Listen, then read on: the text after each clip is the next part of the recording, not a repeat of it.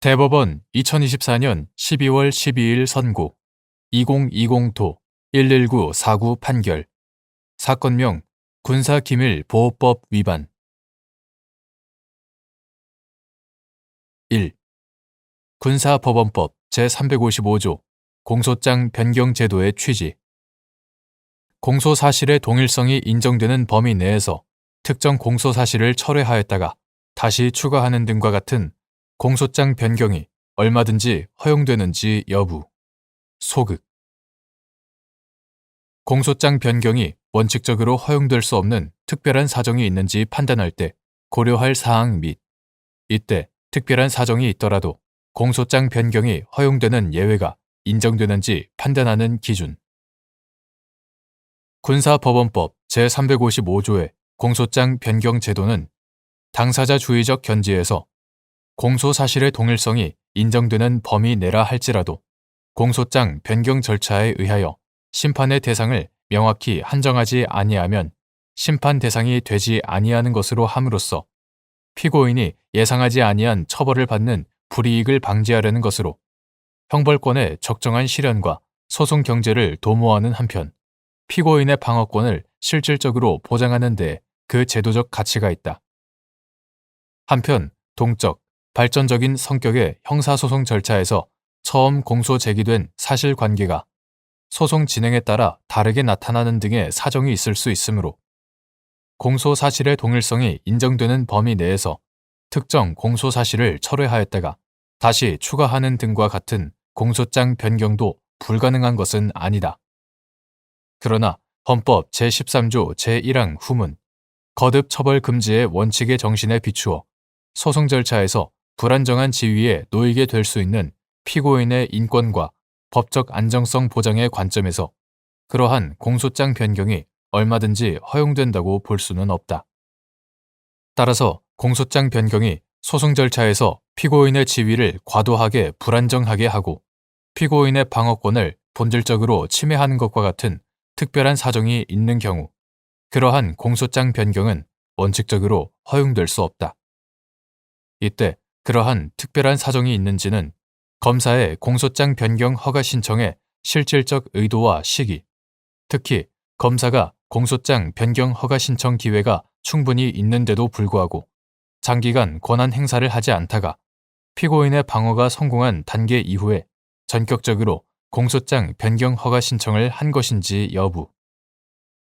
공소장 변경 허가 신청의 횟수, 경과 및 공소사실의 철회, 추가, 변경 등 유형, 특히 검사의 신청이 특정 공소사실에 대하여 현실적 심판 대상에서 제외하였다가 다시 이를 번복하는 취지인지 여부. 기존 공소사실과 변경하려는 공소사실에 대한 방어 내용의 차이. 공소장 변경 허가 신청을 전후로 이루어진 피고인의 방어권 행사 내용과 과정 등 심리의 경과에 비추어 공소장 변경으로 그 이전에 해온 피고인의 방어 활동이 무위로 돌아가는지 여부 및 변경하려는 공소사실에 대한 피고인의 실질적이고도 충분한 방어가 가능한지 여부 등 재반 사정들을 종합적으로 고려하여 판단하여야 한다. 다만 위와 같은 특별한 사정이 있더라도 공소장 변경 없이는 적정 절차에 의한 신속한 실체적 진실의 발견이라는 형사소송의 목적에 비추어 현저히 정의와 형평에 반하는 결과를 초래하는 경우에는 예외적으로 그러한 공소장 변경도 허용될 여지가 있으나 그러한 예외가 인정되는지도 피고인의 법적 안정성 보장과 공소장 변경 제도의 가치 등을 고려하여 매우 엄격하고 신중하게 판단해야 한다. 2. 피고인이 군사기밀보호법 제13조 제1항 위반에 제1공소사실로 기소되었는데 군 검사가 제1공소사실을 같은 법 제11조, 제12조 제1항 위반에 제2공소사실로 교환적으로 변경하는 공소장 변경 허가 신청을 하여 제1심 법원이 이를 허가한 후 제2공소사실에 관하여 유죄를 인정하였고 이에 항소한 군 검사가 원심 법원에서 다시 제1공소사실을 주의적 공소사실로 추가하고 제2공소사실을 예비적 공소사실로 변경하는 공소장 변경 허가 신청을 하자 원심 법원이 이를 허가한 후 제1공소 사실을 유죄로 인정한 사안에서 공소장 변경이 허용될 수 없는 특별한 사정이 있는 경우라고 보기 어렵다고 한 사례.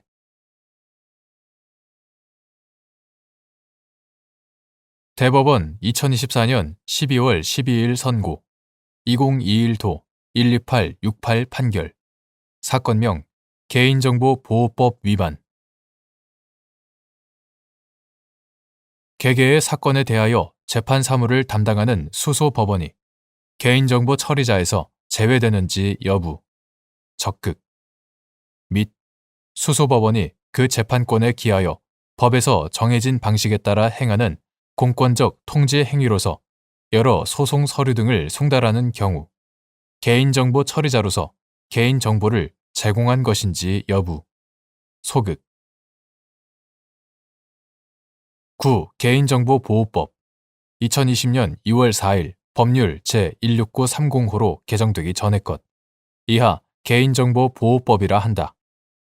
개인정보보호법 제19조는 개인정보 처리자로부터 개인정보를 제공받은 자는 정보 주체로부터 별도의 동의를 받거나 다른 법률에 특별한 규정이 있는 경우를 제외하고는 개인정보를 제공받은 목적 외의 용도로 이용하거나 이를 제3자에게 제공하여서는 아니 된다고 규정하고 제71조 제2호는 제19조를 위반하여 개인정보를 이용하거나 제3자에게 제공한 자를 처벌하도록 규정하고 있으므로 개인정보보호법 제71조 제2호, 제19조 위반죄는 피고인이 개인정보 처리자로부터 개인정보를 제공받은 경우 성립할 수 있다. 개인정보 처리자란 업무를 목적으로 개인정보 파일을 운용하기 위하여 스스로 또는 다른 사람을 통하여 개인정보를 처리하는 공공기관, 법인, 단체 및 개인 등을 말하고 개인정보보호법 제2조 제5호 개인정보 파일이란 개인정보를 쉽게 검색할 수 있도록 일정한 규칙에 따라 체계적으로 배열하거나 구성한 개인정보의 집합물을 말한다. 같은 법 제2조 제4호 개인정보보호법은 공공기관을 국회, 법원, 헌법재판소, 중앙선거관리위원회의 행정사무를 처리하는 기관, 중앙행정기관, 대통령 소속기관과 국무총리 소속기관을 포함한다. 중앙행정기관 및 그 소속기관, 지방자치단체, 그 밖의 국가기관 및 공공단체 중 대통령령으로 정하는 기관으로 정의하고 있다. 제2조 제6호 한편 사법부 고유 업무인 재판사무와 법원의 행정사무, 즉 법원의 인사, 예산, 회계, 시설, 통계, 송무, 등기, 가족관계 등록, 공탁, 집행관, 법무사, 법령조사 및 사법제도 연구에 관한 사무, 법원조직법 제19조 제2항 참조, 사무 등은 업무 목적과 내용 등에서 구별된다. 이러한 관련 법령의 문헌, 규정 체계 및 행정사무를 처리하는 기관으로서의 법원과 재판사무를 처리하는 기관으로서의 법원의 구별 등을 종합하여 보면 개개의 사건에 대하여 재판사무를 담당하는 법원, 수소법원, 재판사무를 담당하는 법원은 개인정보 처리자에서 제외된다고 보는 것이 타당하다. 재판사무의 주체로서 법원이 민사, 형사, 행정 등의 여러 재판에서 개별 사건을 단위로 당사자의 주장과 증거 제출 등을 통해 심리를 진행한 다음 공권적 판단을 내림으로써 쟁송을 해결하거나 국가 형벌권을 실현하기 위한 재판 과정에서 증거나 서면의 일부 등으로 개인정보를 처리하더라도 다수의 개인정보 그 자체를 쉽게 검색할 수 있도록 일정한 규칙에 따라 체계적으로 배열하거나 구성한 집합물, 즉 개인정보 파일을 운용하기 위하여 개인정보를 처리하는 것이라고 볼 수 없다. 따라서 재판사무를 담당하는 법원, 수소법원, 법원이 그 재판권에 기하여 법에서 정해진 방식에 따라 행하는 공권적 통제 행위로서 여러 소송 서류 등을 송달하는 경우에는 개인정보 처리자로서 개인정보를 제공한 것으로 볼 수 없다.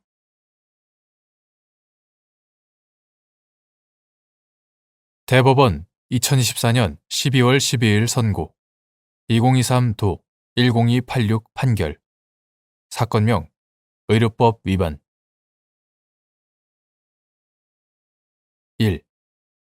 의사가 고도의 지식과 기술을 요하여 반드시 의사만이 할 수 있는 의료행위 자체가 아닌 의료행위의 과정에서 수반되는 진료의 보조행위를 간호사에게 지시하거나 위임할 수 있는지 여부.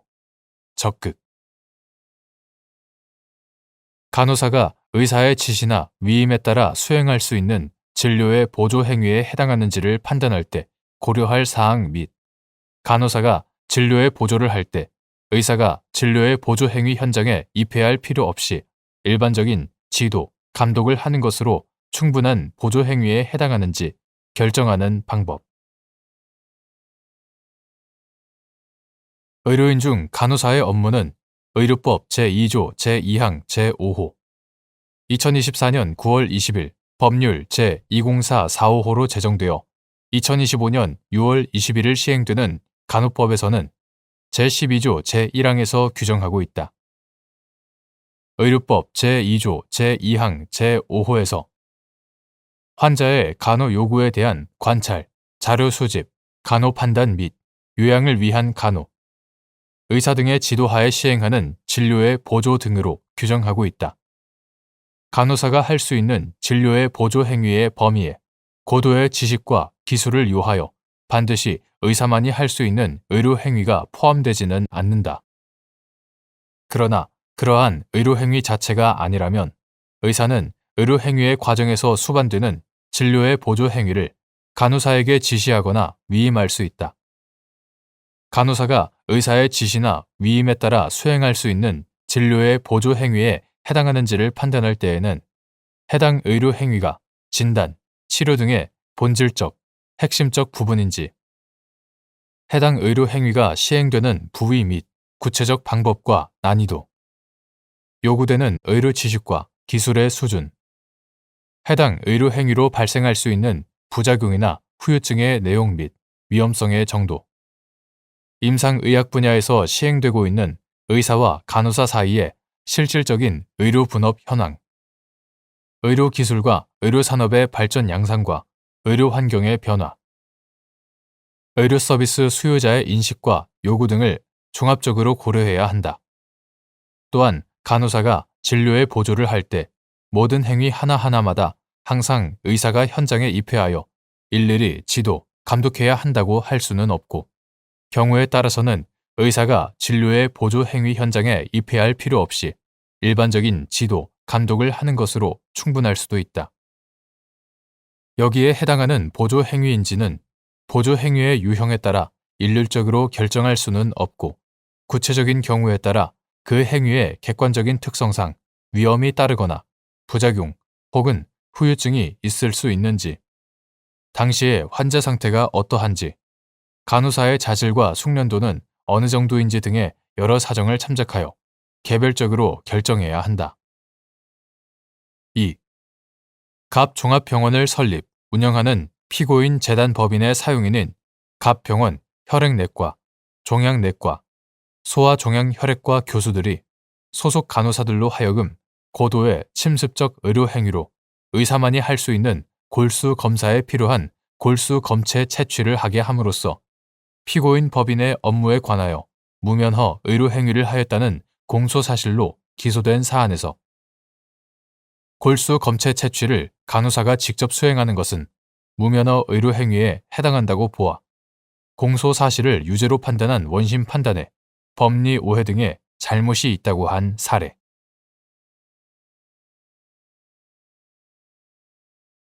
대법원 2024년 12월 12일 선고 2024도 7642 판결 사건명 지방교육자치에 관한 법률 위반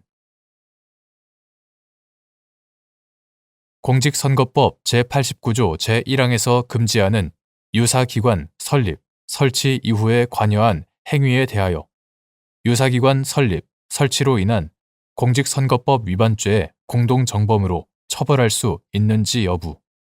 소극. 공직선거법은 제61조에서 선거운동기구인 선거사무소와 선거연락소 및 선거대책기구에 관하여 그 설치 주체를 정당 또는 후보자 등으로 제한하고 설치 숫자 및 장소 등을 엄격히 규제하는 한편 제89조 제1항 본문에서 누구든지 위 규정에 따른 선거사무소, 선거연락소 및 선거대책기구 외에는 후보자 또는 후보자가 되려는 사람을 위하여 명칭 여하를 불문하고 유사기관을 새로이 설립 또는 설치하거나 이용할 수 없다고 하여 이를 금지하고 있으며 제255조 제1항 제13호에서 그 위반 행위자를 처벌하도록 하고 있다. 이는 후보자 간 선거운동기구의 형평성을 유지하고 각종 형태의 선거운동기구의 난립으로 인한 과열 경쟁 및 낭비를 방지하기 위해 마련된 것이다.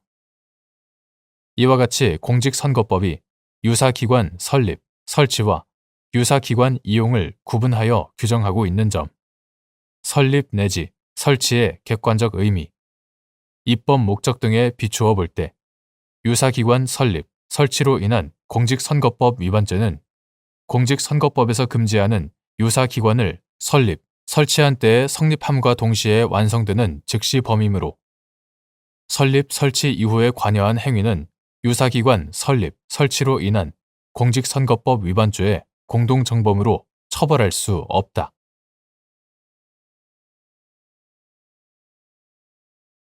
대법원 2024년 12월 12일 선고 2024도 10141 판결 사건명 사기 등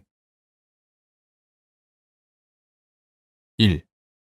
공모 공동정범의 성립 요건 및 사기의 공모 공동정범이 기망 방법을 구체적으로 몰랐던 경우에도 공모 관계가 인정되는지 여부. 적극. 하나의 범죄 행위에 관여한 여러 사람 중 한 명인 피고인이 자신의 행위가 범죄에 이용된다는 사실을 모르고 행위에 나아간 경우 피고인에게 죄책을 물을 수 있는지 여부. 소극. 및 외형적으로 볼 때 피고인이 범죄를 구성하는 일부의 행위를 실행하였음에도 자신의 행위가 범죄에 이용된다는 사실을 모르고 행위를 하였을 뿐이라면서 공모 사실이나 범행의 고의를 부인하는 경우 피고인의 범이나 공모 사실을 인정하는 방법. 2인 이상이 범죄에 공동 가공하는 공범 관계에서 공모는 법률상 어떤 정형을 요구하는 것이 아니고 2인 이상이 공모하여 범죄에 공동 가공하여 범죄를 실현하려는 의사의 결함만 있으면 되는 것으로서 비록 전체의 모의 과정이 없다고 하더라도 소인 사이에 순차적으로 또는 암묵적으로 상통하여 그 의사의 결합이 이루어지면 공모 관계가 성립하고 이러한 공모가 이루어진 이상 실행 행위에 직접 관여하지 아니한 자라도 다른 공범자의 행위에 대하여 공동 정범으로서 형사 책임을 진다. 사기의 공모 공동 정범이 그 기망 방법을 구체적으로 몰랐다고 하더라도 공모 관계를 부정할 수 없다. 한편 하나의 범죄 행위에 관여한 여러 사람 중 한 명인 피고인이 자신의 행위가 범죄에 이용된다는 사실을 모르고 그 행위에 나아간 경우에는 그 피고인에게 고의가 없어서 죄책을 물을 수 없다. 하지만 외형적으로 볼 때 피고인이 범죄를 구성하는 일부의 행위를 실행하였음에도 자신의 행위가 범죄에 이용된다는 사실을 모르고 그 행위를 하였을 뿐이라면서 공모 사실이나 범행의 고의를 부인하는 경우 그 범행 관련자들의 진술을 통하여 공모 사실이나 범행의 고의를 증명할 방법이 없다는 이유만으로 무조건 피고인이 그 범죄 사실을 인식하거나 혹은 공모한 사실이 인정되지 않는다고 할 것이 아니라 사물의 성질상 피고인의 범의 내지 공모 사실과 상당한 관련성이 있는 간접 사실 또는 정황 사실을 종합하여 그 범위나 공모 사실을 인정할 수 있는지를 살펴보아야 한다. 무엇이 상당한 관련성이 있는 간접 사실에 해당할 것인가는 정상적인 경험칙에 바탕을 두고 치밀한 관찰력이나 분석력에 의하여 사실의 연결 상태를 합리적으로 판단하는 방법에 의하여야 한다. 2. 전화 등 전기통신수단을 이용한 금융사기 조직범죄, 보이스피싱,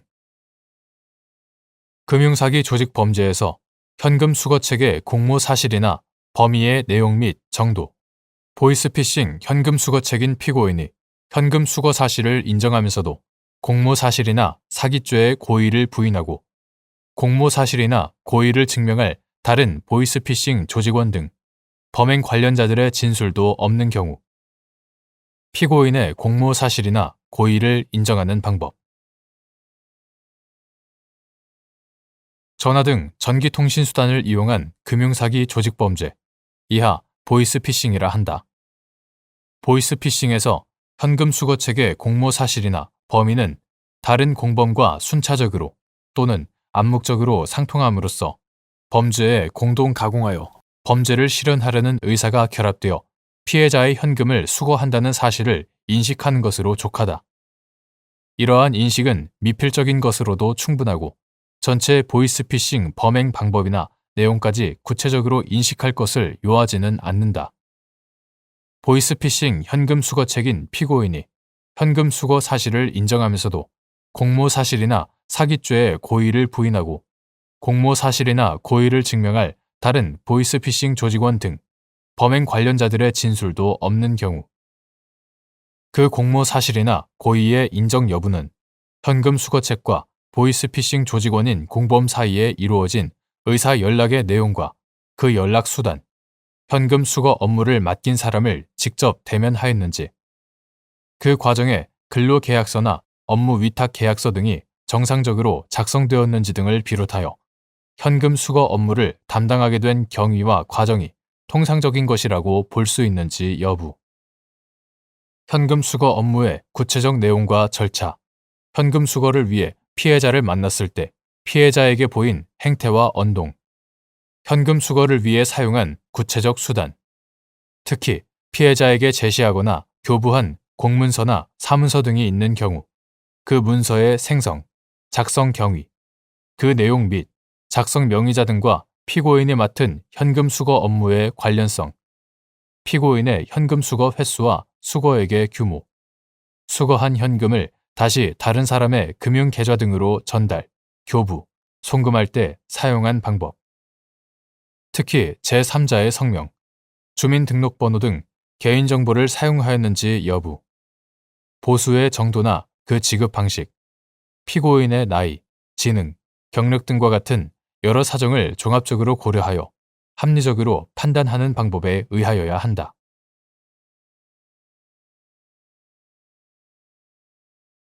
대법원 2024년 12월 12일 선고 2024도 10710 판결 사건명 특정 금융거래 정보의 보고 및 이용 등에 관한 법률 위반 등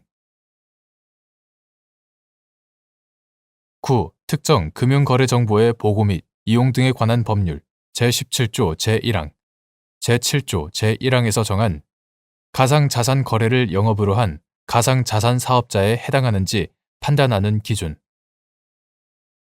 자기의 계산으로 오로지 자기의 이익을 위하여 가상자산 거래소를 통해서만 가상자산의 매매나 교환을 계속 반복하는 가상자산 거래소의 일반적인 이용자가 가상자산 사업자에 해당하는지 여부.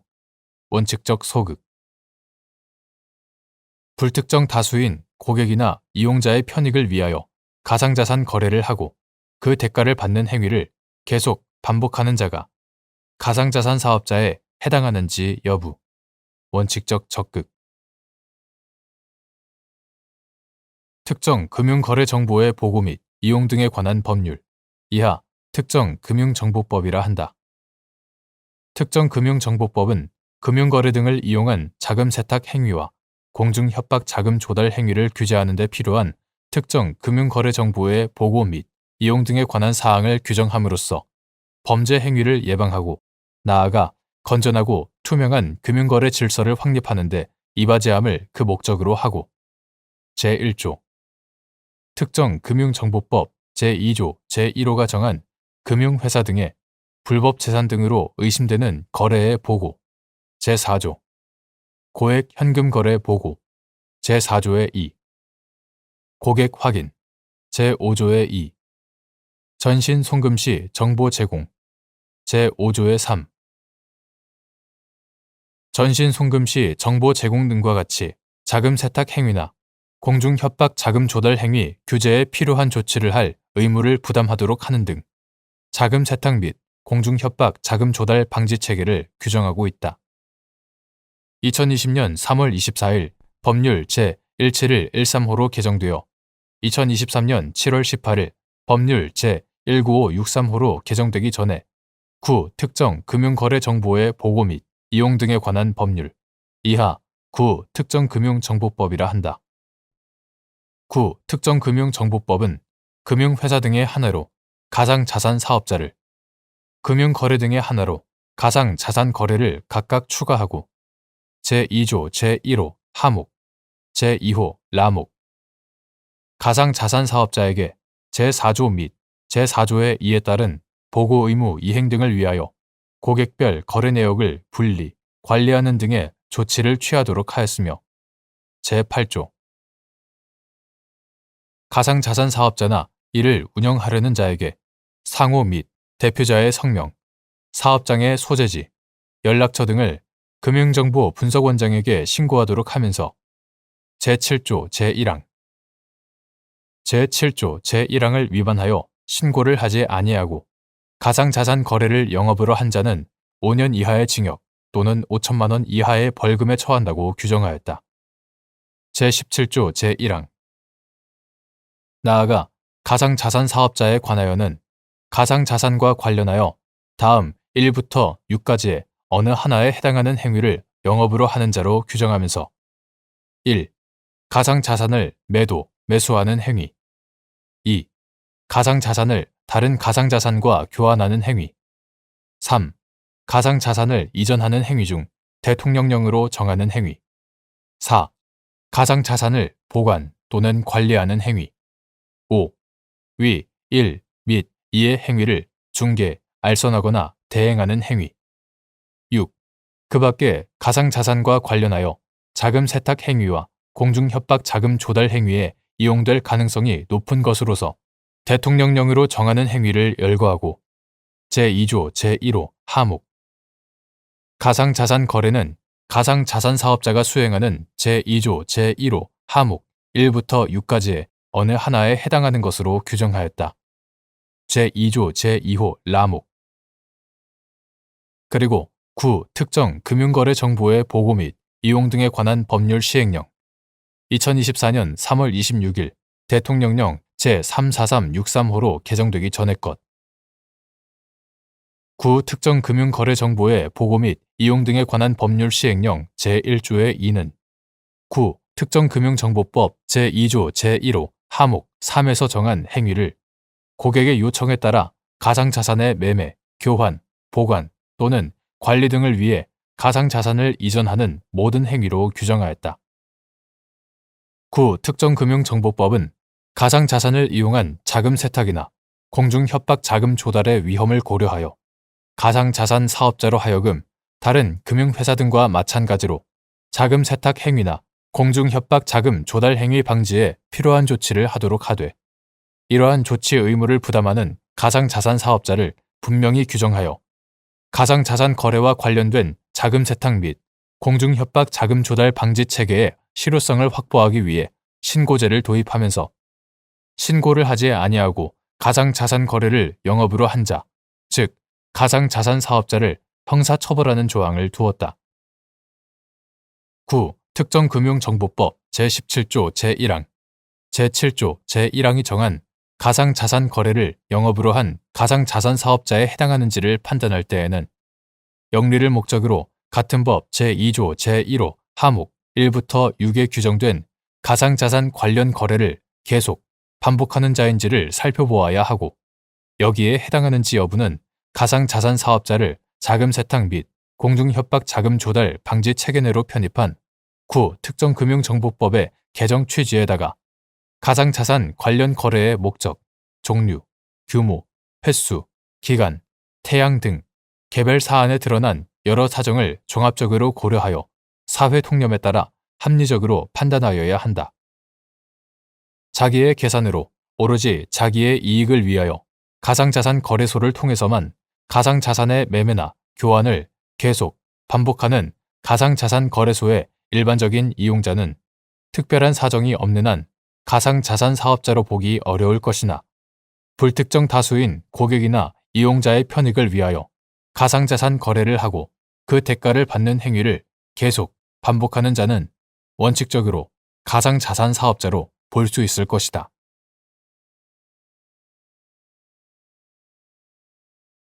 대법원 2024년 12월 16일자 2020모 3326 결정 사건명 수사기관 압수 처분에 대한 재항고 수사기관이 압수, 수색 현장에 형사소송법상 참여권자나 참여할 수 있도록 규정된 사람 이외의 사람을 참여시킬 수 있는지 여부, 원칙적 소극 및 참여가 허용된 사람 이외의 제3자를 임의로 참여케 하여 압수, 수색영장을 집행하거나 영장 없이 압수, 수색을 한 경우에 위법 여부, 적극 압수, 수색영장은 검사의 지휘에 의하여 사법경찰관리가 집행하고 형사소송법 제115조 제1항 그 집행을 위하여 잠금장치를 열거나 개봉, 기타 필요한 처분을 할 수 있으며 형사소송법 제120조 제1항 타인의 출입을 금지할 수 있다. 형사소송법 제119조 제1항 한편 검사, 피고인 또는 변호인 이하 참여권자라 한다.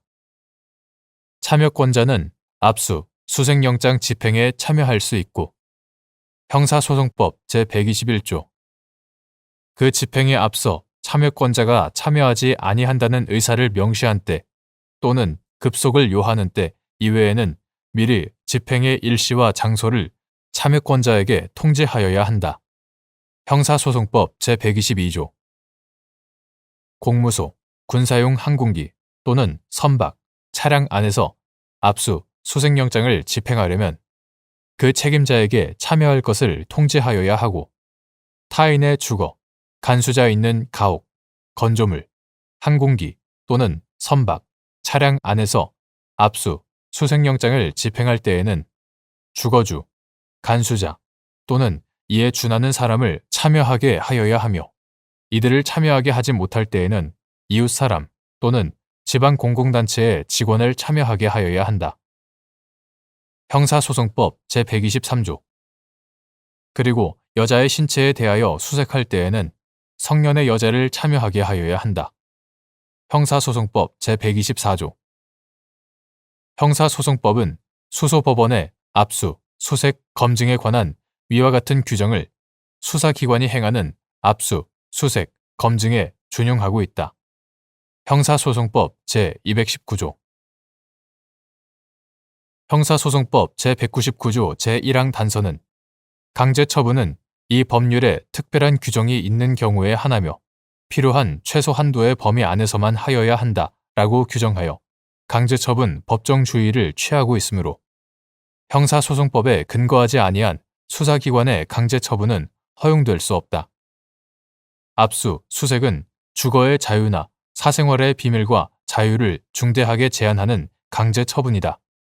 따라서 수사기관은 강제체열, 강제체류 등과 같이 강제처분이 법률상 의료인 아닌 자가 수행할 수 없는 의료행위를 수반하는 경우 잠금장치 해제, 전자정보의 복호화나 중량 압수물의 운반과 같이 단순한 기술적, 사실적 보조가 필요한 경우 압수, 수색 후 환부 대상이 될 도품의 특정을 위하여 필요한 경우 등 제한적 범위 내에서 압수, 수색영장의 집행기관인 사법경찰관리의 엄격한 감시 감독하에 제3자의 집행 조력이 정당화될 수 있는 예외적인 경우가 아닌 이상 압수, 수색 현장에 형사소송법상 참여권자나 참여할 수 있도록 규정된 사람 이외의 사람을 참여시킬 수는 없고 참여가 허용된 사람 이외의 제3자를 임의로 참여케 하여 압수, 수색영장을 집행하거나 영장 없이 압수수색을 한 것은 위법하다.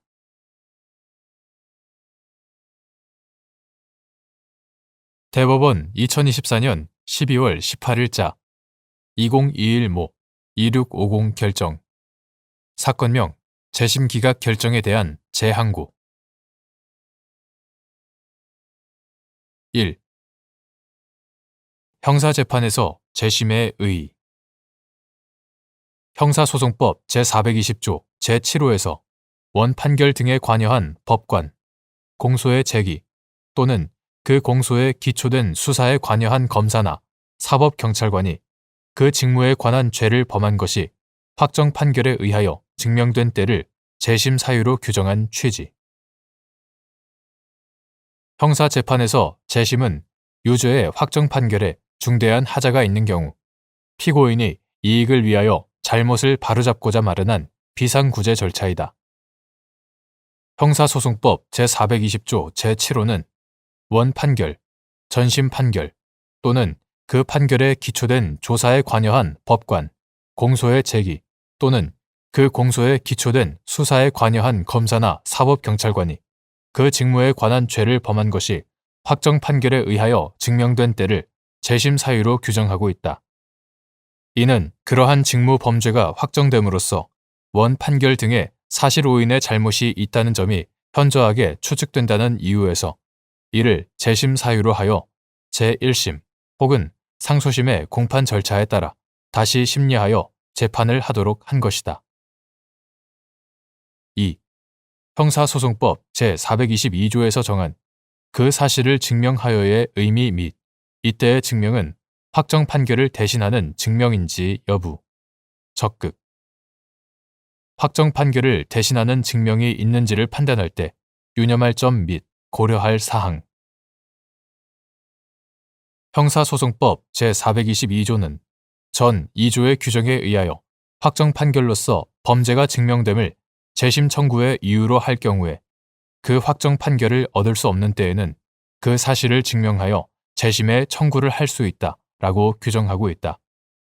여기서 그 사실을 증명하여란 확정 판결을 얻을 수 없다는 사실과 형사소송법 제420조와 제421조가 재심 이유로 규정한 범죄 행위 등이 행하여졌다는 사실을 각 증명하여야 한다는 의미이고 이때의 증명은 확정 판결을 대신하는 증명이다. 확정 판결을 대신하는 증명이 있는지를 판단할 때는 재심은 확정 판결에 중대한 오류를 시정하고 일반적인 형사재판 절차에서 형사소송 원칙에 따른 권리를 제대로 보장받지 못한 억울한 피고인을 구제하여 인권을 옹호하기 위한 제도라는 점, 확정 판결을 얻을 수 없는 이유가 매우 다양한 점 등을 유념하고 구체적인 사건에서 비상구제 절차인 재심제도의 목적과 이념, 형사소송법 제420조 제7호의 취지 등을 두루 고려하여 신중하게 판단하여야 한다. 3.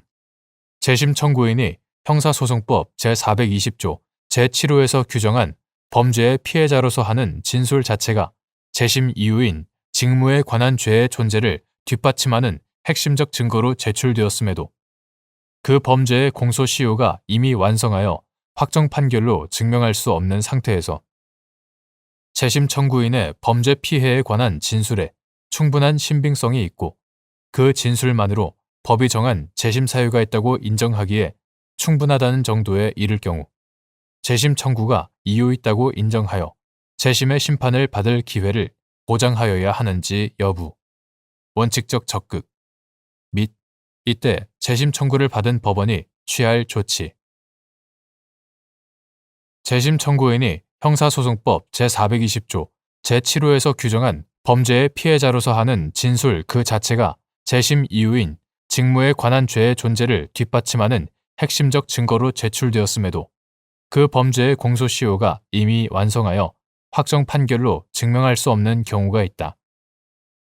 이때 재심 청구인의 범죄 피해에 관한 진술 내용이 논리와 경험칙에 비추어 합리적이고 진술 자체로 모순되거나 객관적으로 확인된 사실이나 사정과 모순되지 않으며 재심 청구인이 허위로 진술할 뚜렷한 동기나 이유를 찾을 수 없는 등 그 진술에 충분한 신빙성이 있을 뿐만 아니라 그 진술에 부합하는 직접, 간접의 증거들이 상당수 제시된 반면 그 진술과 모순되거나 진술 내용을 탄핵할 수 있는 다른 객관적인 증거가 없어 그 진술만으로 법이 정한 재심 사유가 있다고 인정하기에 충분하다는 정도에 이를 경우에는 원칙적으로 재심 청구가 이유 있다고 인정하여 재심의 심판을 받을 기회를 보장하여야 한다. 재심의 청구를 받은 법원은 재심 청구에 이유가 있는지 판단하는 데 필요한 경우에는 사실을 조사할 수 있고 형사소송법 제37조 제3항 이때 공판 절차에 적용되는 엄격한 증거조사 방식을 따라야만 하는 것은 아니다. 사실 조사가 필요한지 여부의 판단은 법원의 재량이지만 재심 청구인의 진술 그 자체가 재심 이유의 존재를 뒷받침하는 핵심적 증거로서 신빙성이 있고 그 진술의 내용 자체나 전체적인 취지에 부합하는 직접, 간접의 증거들이 상당수 제시된 경우에는 그 신빙성을 깨뜨릴 충분하고도 납득할 만한 반대되는 증거나 사정이 존재하는지에 관한 별다른 사실 조사도 없이 만연히 재심 청구인의 진술 외에 다른 객관적 증거가 없다는 이유로 재심 청구를 기각하는 것은 타당하지 않다.